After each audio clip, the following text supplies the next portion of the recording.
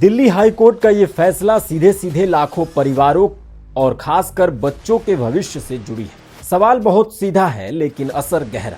अगर मां ज्यादा कमाती है तो क्या पिता बच्चों की जिम्मेदारी से बच सकता है? दिल्ली हाई कोर्ट ने इस सवाल पर एक ऐसा जवाब दिया जो सिर्फ कानून नहीं बल्कि समाज को भी आईना दिखाता है। कोर्ट ने साफ कहा कि पिता को अपने नाबालिग बच्चों का भरण पोषण करना ही होगा, चाहे मां की आमदनी उससे ज्यादा क्यों न हो। मामला एक ऐसे दंपत्ति का था जिनके 3 नाबालिग बच्चे हैं और उनकी कस्टडी मां के पास है। पिता ने अदालत में दलील दी कि उसकी कमाई कम है जबकि मां अच्छी सैलरी लेती है, इसलिए वो ज्यादा मेंटेनेंस देने की स्थिति में नहीं है। लेकिन हाई कोर्ट ने इस तर्क को सिरे से खारिज कर दिया।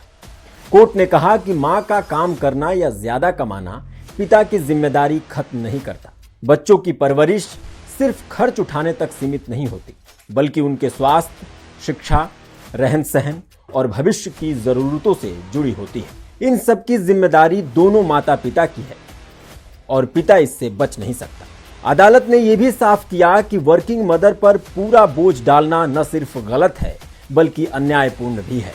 पिता ये कहकर पीछे नहीं हट सकता कि मां काम कर रही है या कमा रही है, इसलिए अब उसकी जिम्मेदारी और जरूरत खत्म। दिल्ली हाई कोर्ट ने एक मजबूत संदेश दिया है।